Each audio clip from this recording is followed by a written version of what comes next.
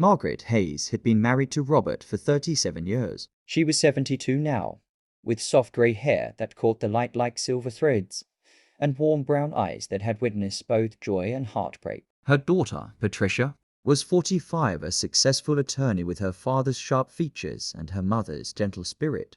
Or so Margaret had thought. That Tuesday afternoon at First National Bank started like any other errand. Margaret needed to sign paperwork for her mother's estate. Patricia had offered to come along, bringing her husband, David, a charming man with an easy smile that had always made Margaret slightly uncomfortable, though she couldn't say why. Margaret sat at the desk, reading through the documents carefully. She had always been thorough, a habit from her years as a schoolteacher. That's when she felt it, Patricia's hand closing over hers, firmly guiding it toward the signature line. Just sign, MOM. It's routine, Patricia said, her voice bright but insistent. Then Margaret felt the pressure on her arm, David's fingers pressing too hard, leaving marks on her skin. Both of them were smiling. Smiling like this was normal, like this was love.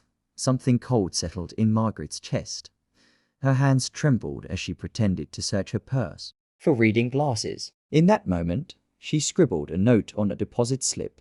Help, I'm being forced to sign. She slipped it across the desk to James, the young cashier she'd known since he was in her third-grade class. James read it.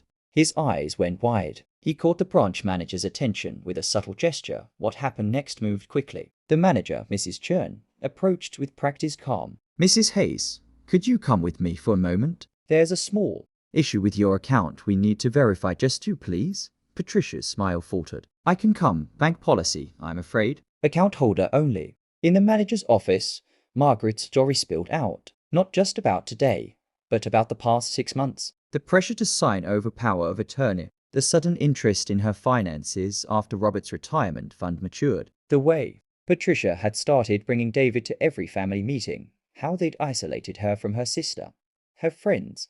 My husband, Margaret whispered, her voice breaking. I think Robert knows. I think he's been helping them, Mrs. Churn's expression remained professional, but her eyes were kind. We're calling the police, Mrs. Hayes. And I'm calling Adult Protective Services. You are not alone anymore. The investigation revealed a web of betrayal that cut deeper than Margaret could have imagined. Patricia and David had been planning this for over a year. But the real knife to Margaret's heart was Robert. Her husband of nearly 4 decades had been having an affair with Diane, Patricia's college roommate. They'd been together for 15 years. 15 years of lies. 15 years of business trips and golf weekends. The plan had been simple. Get Margaret declared incompetent or coerce her into signing away her assets, then divide everything between them. Patricia would get the money. Robert would get his freedom, finally able to leave with Diane without losing his share of their savings.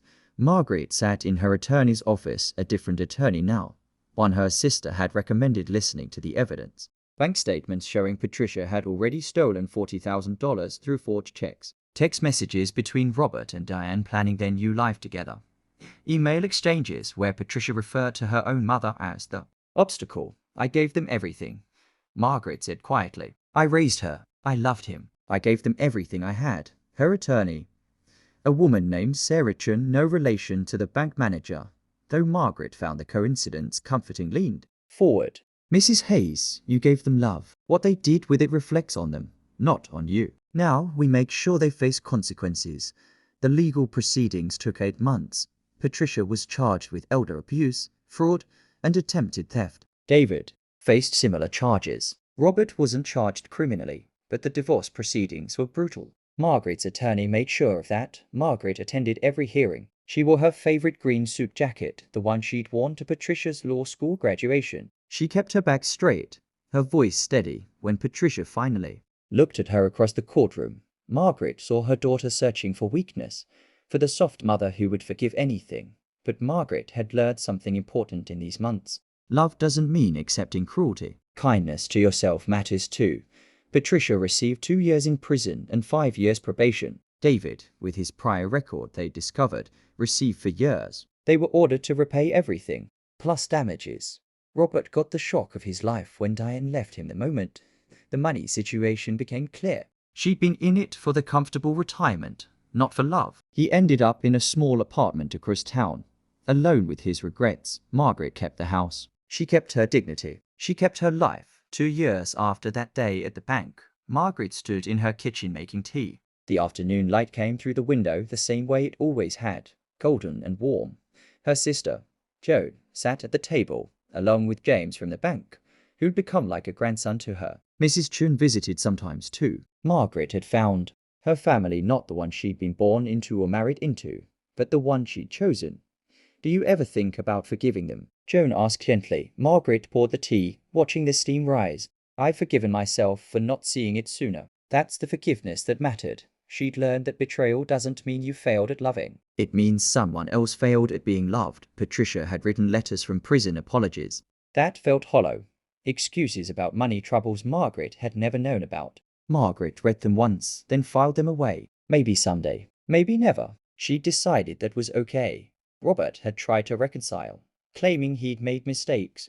Margaret had looked at him calmly and said, 15 years isn't a mistake. It's a choice. Live with yours, as I'm learning to live with mine, which was staying too long.